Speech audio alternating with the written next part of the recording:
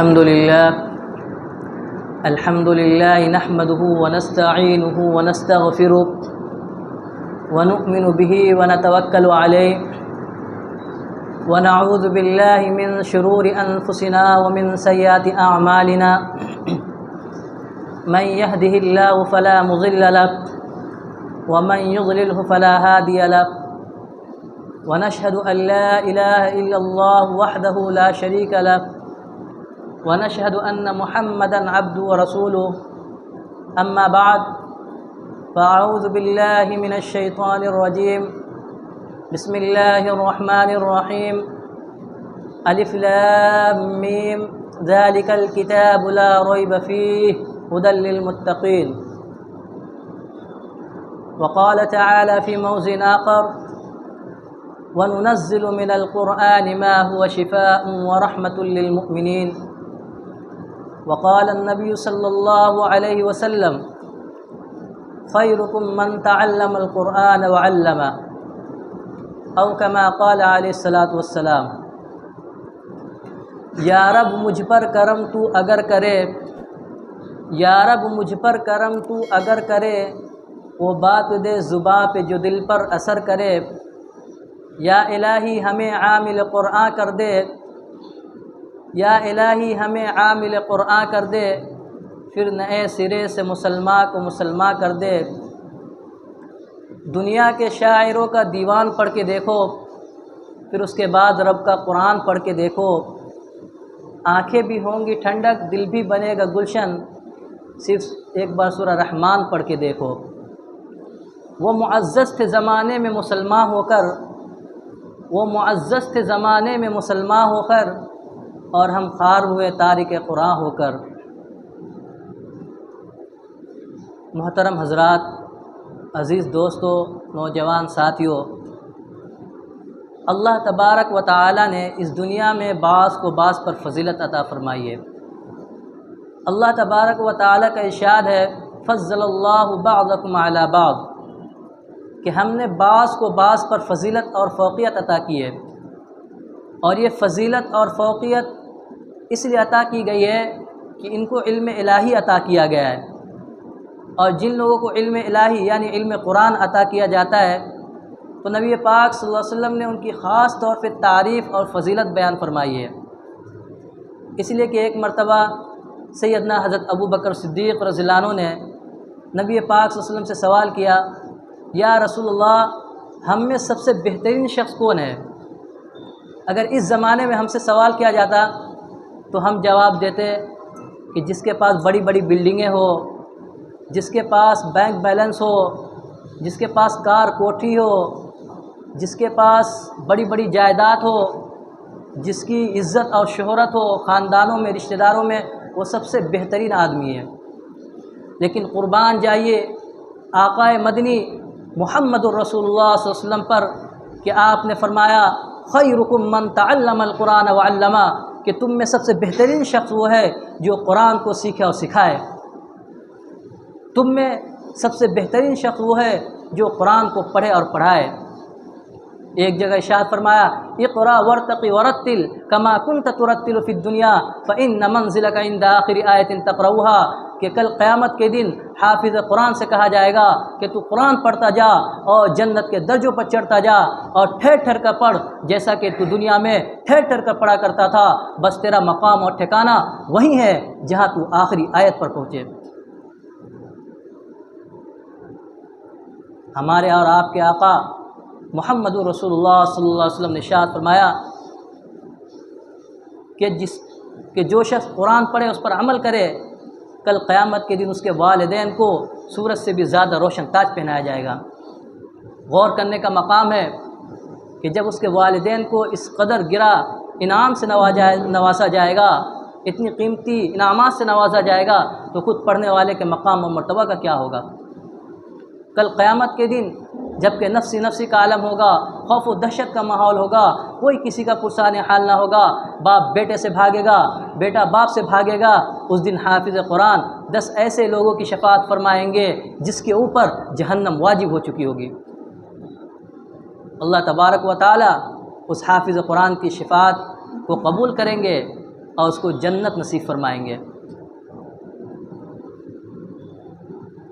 اس لیے کہ ہمارے آقا محمد رسول اللہ صلی اللہ علیہ وسلم نے ارشاد فرمایا کہ جو بندہ علم دین حاصل کرنے کے لیے، علم قرآن حاصل کرنے کے لیے اپنے گھر سے مکتب یا مدرسہ جاتا ہے تو فرشتے اس کے پاؤں کے نیچے پر بچھاتے ہیں، اپنے پر کو بچھا دیتے ہیں۔ کیوں؟ اس لیے کہ بچہ مکتب اور مدرسہ جا رہا ہے۔ یہ فضیلت نبی پاک صلی اللہ علیہ وسلم نے ارشاد فرمائی ہے۔ یہ فضیلت کسی اور طالب علم کے لیے نہیں ہے، بلکہ مدرسہ اور مکتب میں پڑھنے والے طالب علموں کے لیے، دنیاوی تعلیم حاصل کرنے والوں کے لیے نبی پاک صلی اللہ علیہ وسلم نہ تو فضیلت بیان فرمائی ہے اور نہ ہی تعریف بیان فرمائی ہے۔ آپ نے فرمایا کہ جو بچہ علم قرآن حاصل کرنے کے لیے، علم دین حاصل کرنے کے لیے مدرسہ یا مکتب جاتا ہے تو فرشتے اس کے پاؤں کے نیچے اپنے پر بچھا دیتے۔ یہ فضیلت ہے کہ فرشتے اس کو زمین پر پاؤں نہیں رکھنے دیتے۔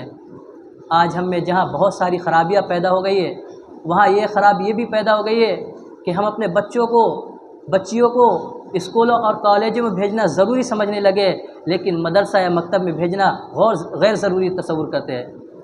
ہم سوچتے ہیں کہ اگر ہمارے بچے مکتب یا مدرسے میں جائیں گے تو ان کا وقت ضائع ہوگا، اگر پڑھ لیے تو کہاں سے کھائیں گے، کہاں سے کمائیں گے، منہ سے کھائیں گے اور کہاں سے کھائیں گے؟ جو دنیاوی علم حاصل کرتے وہ کہاں سے کھاتے؟ منہ ہی سے کھاتے نا۔ میرے بھائی اور دوستو، مشاہدے اور تجربے کی بات ہے کہ بہت سارے اے میں تو بے روزگار اور بھوکا نظر آتا ہے، لیکن آپ کو کوئی بھی عالم دین، کوئی بھی حافظ قرآن بھوکا نظر نہیں آئے گا۔ جو خدا کتوں اور بلیوں تک کو روزی دے سکتا ہے، کیا وہ اپنے دین کے سچے خادموں کو بھوکا رکھے گا؟ جو خدا اپنے دشمنوں تک کو نوازتا ہے، کیا وہ اپنے دوستوں کو محروم رکھے گا؟ حضرت ابو ہریرہ رضی اللہ عنہ فرماتے ہیں کہ نبی پاک صلی اللہ علیہ وسلم نے ارشاد فرمایا کہ اللہ تبارک و تعالی فرماتے ہیں کہ جس شخص کے سینے میں قرآن محفوظ ہوتا ہے میں اس کا دوست ہوں۔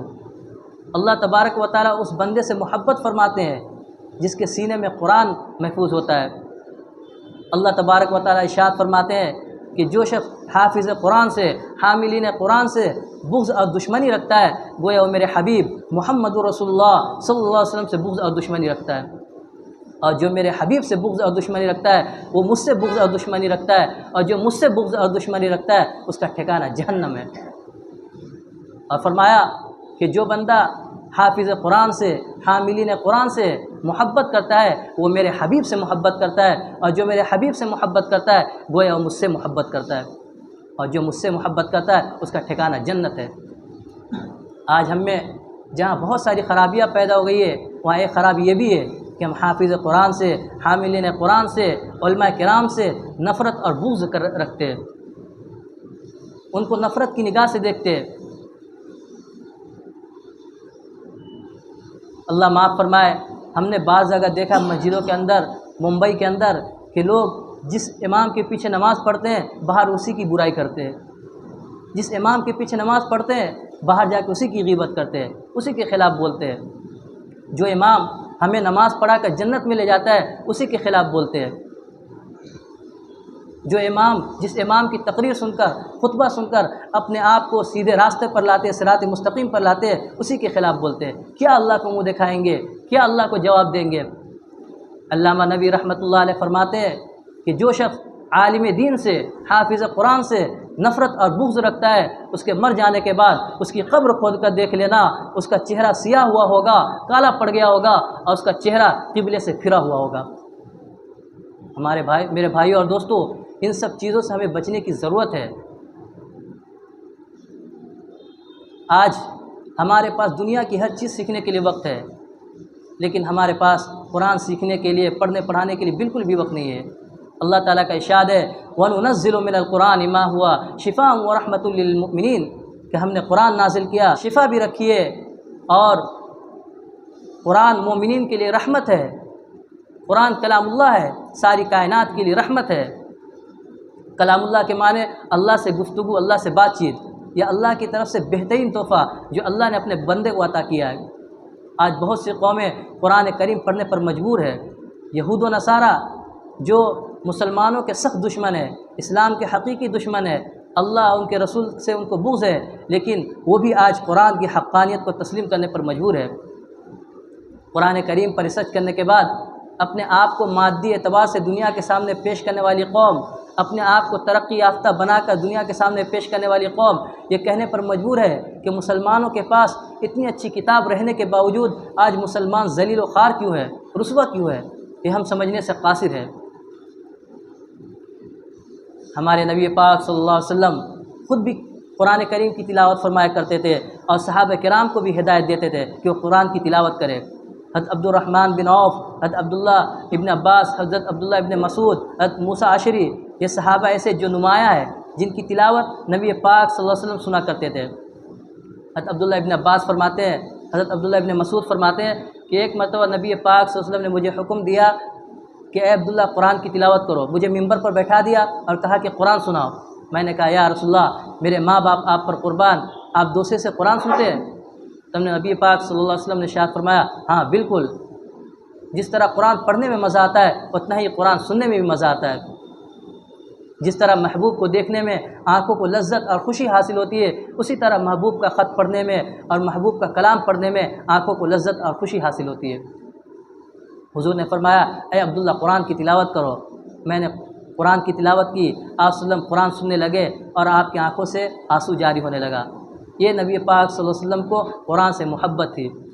حضرت معاذ ابن جبل رضی اللہ عنہ کو ایک مرتبہ نبی پاک صلی اللہ علیہ وسلم نے یمن کا گورنر بنا کر مدینہ منورہ بھیجا۔ نبی پاک صلی اللہ علیہ وسلم نے حضرت معاذ ابن جبل کو حکم دیا اے معاذ اونٹنی پر سوار ہو جاؤ۔ حضرت معاذ ابن جبل اونٹنی پر سوار ہو گئے، نبی پاک صلی اللہ علیہ وسلم پیدل چلنے لگے اور صحابی رسول حضرت معاذ ابن جبل جو غلام مصطفیٰ ہے وہ اونٹنی پر سوار جا رہے تھے اور سرور کائنات صلی اللہ علیہ وسلم سارے دو جہاں کے سردار پیدل چل رہے تھے۔ تو حضرت معاذ ابن جبل نے فرمایا اے آقا محمد رسول اللہ صلی اللہ علیہ وسلم، میرے ماں باپ آپ پر قربان، میں سواری پر جا رہا ہوں، آپ پیدل چل رہے ہیں، مجھے شرم محسوس ہو رہی ہے، یا تو آپ سواری پر سوار ہو جائیے یا مجھے رخصت فرما دیجیے۔ تو نبی پاک صلی اللہ علیہ وسلم نے ارشاد فرمایا اے معاذ، میں تمہاری عزت اس لیے کر رہا ہوں، تمہارا احترام اس لیے کر رہا ہوں کہ تم حافظ قرآن ہو، تمہارے سینے میں قرآن محفوظ ہے۔ تو دیکھیے نبی پاک صلی اللہ علیہ وسلم نے حافظ قرآن کا احترام اور عزت کی ہے۔ پھر فرمایا کہ اے معاذ، کچھ دنوں کے بعد میں اس دنیا میں نہیں رہوں گا، جب تم مدینہ واپس لوٹو گے تو یا تو میری مسجد کو دیکھو گے یا میری قبر کو دیکھو گے۔ حضرت معاذ ابن جبل رضی اللہ عنہ رونے لگے اور کہنے لگے یا رسول اللہ، مجھے معلوم ہے کہ آپ جو بھی کچھ فرماتے ہیں سچ فرماتے ہیں، آپ جس کام کے لیے مجھے روانہ کر رہے ہیں میں اس کام کو انشاءاللہ پورا کروں گا۔ اس کے بعد حضرت معاذ ابن جبل رضی اللہ عنہ یمن روانہ ہو جاتے ہیں اور مسلمانوں کی خدمت کرتے رہتے ہیں۔ ادھر نبی پاک صلی اللہ علیہ وسلم کا مدینہ میں وصال ہو گیا۔ پھر جب حضرت معاذ ابن جبل مدینہ واپس لوٹتے تو آپ صلی اللہ علیہ وسلم کی وہ باتیں یاد آ گئی جو آپ نے رخصت کرتے ہوئے فرمائی تھی کہ اے معاذ تم جا رہے ہو لیکن کچھ دن کے بعد میں دنیا میں نہیں رہوں گا، جب تم واپس لوٹو گے تو یا تو میری مسجد کو دیکھو گے یا میری قبر کو دیکھو گے۔ تو نبی پاک صلی اللہ علیہ وسلم حافظ قرآن سے محبت کیا کرتے تھے اور فرماتے تھے کہ جس کے سینے میں قرآن محفوظ ہے تو اللہ تعالیٰ کا دوست ہے، اللہ تبارک و تعالیٰ اس سے محبت فرماتے ہیں۔ حضرت ابو ہریرہ رضی اللہ عنہ نے ایک مرتبہ نبی پاک صلی اللہ علیہ وسلم سے عرض کیا یا رسول اللہ، آپ جو کچھ بھی فرماتے ہیں مجھے یاد نہیں رہتا ہے، قرآن پڑھتا ہوں قرآن بھی یاد نہیں رہتا۔ تو نبی پاک صلی اللہ علیہ وسلم نے اپنا دست نبوت حضرت ابو ہریرہ رضی اللہ عنہ کے سینہ مبارک پر رکھا اور کہا یا اے اللہ، ابو ہریرہ کے علم کو بڑھا دے، اس کے سینہ کو کشادہ کر دے۔ روایت میں آتا ہے کہ بہت سارے صحابہ سے حدیث مروی ہے، کسی صحابہ سے 10، کسی صحابہ سے 20 حدیث مروی ہے، کسی سے 100، کسی سے 200، لیکن حضرت ابو ہریرہ رضی اللہ عنہ ایک ایسے صحابی ہے جن سے 5000 حدیث مروی ہے۔ اس کے بعد ان کا سینہ اتنا کھل گیا، اتنا کشادہ ہو گیا کہ جو بھی کچھ سنتے تھے پڑھتے تھے وہ سب یاد ہو جاتا تھا۔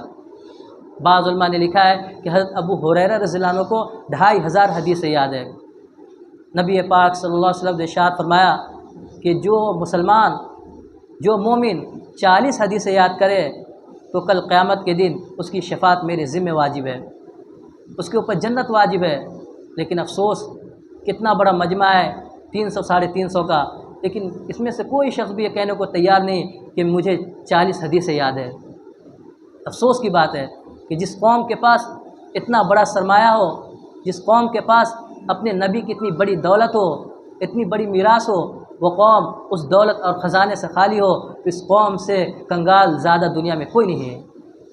دوستو، ہمارے سینے میں قرآن نہیں، ہمارے سینے میں حدیث نہیں، ہمارے سینے میں اللہ کی محبت نہیں، اور جن لوگوں کے سینے میں قرآن ہے، جن لوگوں کے سینے میں محفوظ ہے، ان کی محبت ہمارے سینوں میں نہیں۔ آج شیطان نے ہمیں ایسا جکڑ لیا ہے، ایسا اپنے چنگل میں پھنسا لیا ہے کہ اول تو ہم دین کے کاموں میں محنت کرنا پسند نہیں کرتے ہیں، لیکن جب ہمارے بچے اسکول اور کالج جاتے ہیں تو صبح ہی سے اس کا اہتمام کیا جاتا ہے، ٹفن تیار کی جاتی 4 بجے سے ہی، اچھے اچھے کپڑے پہنائے جاتے ہیں اور اسے اسکول اور کالج بھیجا جاتا ہے۔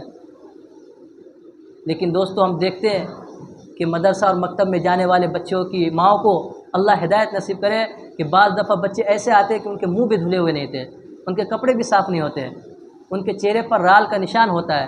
افسوس کہ وہ قوم جو قرآن جیسی مقدس کتاب پڑھاتی ہے، اس کے بچے مکتب یا مدرسہ جائے تو اتنی لاپرواہی کے ساتھ جائے، ان کے منہ بھی دھلے ہوئے نہ ہو، ان کے کپڑے بھی صاف نہ ہو، صفائی ستھرائی کا کوئی خیال نہیں، لیکن عصری تعلیم حاصل کرنے کے لیے، دنیاوی تعلیم حاصل کرنے کے لیے اتنا اہتمام کیا جائے۔ دوستو، تعلیم بہرحال تعلیم ہے، چاہے اسکول کی ہو یا کالج کی ہو، مدرسہ یا مکتب کی ہو، جہاں بھی بچہ جائے صفائی ستھرائی کے ساتھ جائے، کیونکہ ہمارے آقا محمد رسول اللہ صلی اللہ علیہ وسلم نے ارشاد فرمایا کہ تم میں سب سے بہترین شخص وہ ہے جو قرآن کو سیکھا اور سکھائے۔ آج ہم قرآن کریم کو ایک مذہبی کتاب تصور کرتے ہیں۔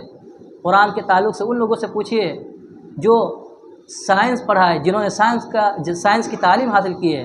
قرآن کے تعلق سے ان لوگوں سے پوچھیے جو زمین میں تفکر کر رہے، جو آسمانی فضاؤں کو چیر کر آسمان پر جا رہے اور تحقیق اور جدید تحقیق میں لگے ہوئے ہیں۔ قرآن نے ایسی ایسی چیزیں بیان کی ہے جو دنیا کی کوئی کتاب، دنیا کا کوئی سائنسداں اور کوئی فلسفہ بیان نہ کر سکا۔ علماء فرماتے ہیں کہ آسمانوں پر ستاروں کا ایک جھڑمٹ ہوتا ہے رات کے اندر، جسے کہکشاں کہتے ہیں۔ وہاں بہت سارے ستارے ہوتے ہیں، ستاروں کی لمبی لائنیں ہوتی ہیں۔ روایت میں آتا ہے کہ آسمان سب سے پہلے اسی جگہ سے پھٹے گا اور فرشتے وہاں سے ہٹ جائیں گے اور زمین پر اتر آئیں گے۔ میرے بھائیو اور دوستو، قرآن ایک ایسی کتاب ہے جو ہر اعتبار سے ہماری رہنمائی کرتی ہے، چاہے سیاسی ہو، سماجی ہو، ملی ہو، تنظیمی ہو، ہر اعتبار سے ہماری رہنمائی، رہبری اور گائیڈ کرتی ہے۔ قرآن کے اندر دنیا کی ہر چیز ہے، آپ جو چیز بھی تلاش کریں گے وہ ساری چیزیں ملیں گی۔ قرآن کے اندر ساری بیماریوں کا علاج ہے۔ وَنُنَزِّلُ مِنَ الْقُرْآنِ مَا هُوَ شِفَاءٌ وَرَحْمَةٌ لِّلْمُؤْمِنِينَ کہ قرآن کے اندر تو شفا ہے اور رحمت ہے مومنین کے لیے، لیکن ہم شفا اور رحمت دنیا کے کاموں میں ڈھونڈتے ہیں، دکانوں کے اندر ڈھونڈتے ہیں، بلڈنگوں کے اندر ڈھونڈتے ہیں، پیسوں کے اندر ڈھونڈتے ہیں۔ آج غیر مسلم جو اسلام قبول کرنے پر مجبور ہے، اس کی بڑی وجہ یہ ہے کہ وہ قرآن کریم کو بڑے غور اور تفکر کے ساتھ پڑھتے ہیں اور اسلام لانے پر مجبور ہو جاتے ہیں۔ دوستو، صحابہ کرام قرآن پڑھا کرتے تھے محبت کے ساتھ، اس پر عمل کیا کرتے تھے۔ اس کے بعد صحابہ کا، تابعین کا، تبع تابعین کا زمانہ آیا، انہوں نے قرآن پر عمل کیا، قرآن کے احکام کو، پیغام کو دنیا کے اندر پھیلایا، اسلام کے جھنڈے کو بلند کیا۔ اس لیے آج ہمیں بھی ضروری ہے کہ ہم قرآن کو پڑھیں، اس پر عمل کریں۔ پہلے زمانے میں مسلمانوں کے پاس اتنے وسائل نہیں تھے، اتنی سہولتیں نہیں تھیں، کتابیں اتنی آسانی سے دستیاب نہیں ہوتی تھی، لیکن آج مارکیٹ کے اندر، بازاروں کے اندر کوئی بھی لٹریچر ہو، قرآن ہو، حدیث ہو، کسی بھی قسم کی آپ ترجمہ تفسیریں پڑھ سکتے ہیں، بازار سے خرید سکتے ہیں، گھر پر لا سکتے ہیں، اردو میں ہو، انگلش میں ہو، جس زبان میں آپ کو آتا آپ پڑھ سکتے ہیں، خرید سکتے ہیں۔ اگر آپ کو پڑھنا نہیں آتا تو آپ کسی اور سے پڑھ سکتے ہیں، لیکن افسوس کہ نہ تو ہم پڑھنا جانتے ہیں اور نہ کسی سے سننے کو تیار ہے اور نہ اس پر عمل کرنے کو تیار ہے۔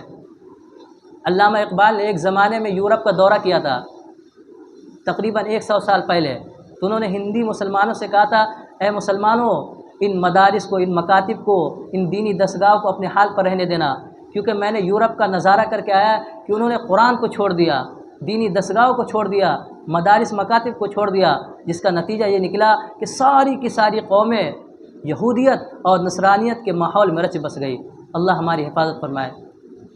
دوستو، آج ہماری ایمان کی حفاظت کے لیے، ایمان کی بھلائی کے لیے ہمیں اپنے بچوں کو، اپنے بچیوں کو اور قریبی رشتہ داروں کو ترغیب دینا ہوگا کہ وہ قرآن کی تعلیم حاصل کرے اور جتنا ہو سکے مدارس اور مکاتب کو محفوظ کرے، مضبوط کرے، ورنہ تو ایک دور ایسا آئے گا کہ ابھی تو تقریباً 5000 مسجدوں کے اندر تالے پڑے ہوئے ہیں، اس لیے کہ ان مساجد کے اندر جو امام ہے وہ حکومت کی زبان میں بات کرنے کو تیار نہیں ہے، اور مدارس کے اندر دینی علوم کے بجائے، قرآن حدیث کے بجائے دنیاوی تعلیم دیے جاتے ہیں، جس کی وجہ سے ان مدارس کے اندر قرآن و حدیث کی روشنی اور روح ختم ہو گئی ہے۔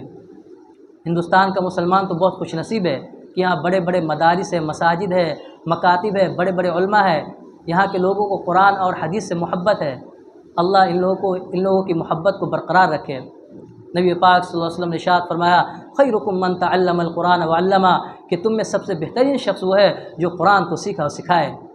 اللہ تبارک و تعالی ہم سب کو قرآن پر عمل کرنے کی توفیق عطا فرمائے اور سیکھنے سکھانے کے لیے وقت نکالنے کی توفیق دے اور اپنے بچوں کو حافظ قرآن بنانے کی توفیق دے۔ وآخر دعوانا الحمدللہ رب العالمین۔ سنتیں پڑھ لیجیے۔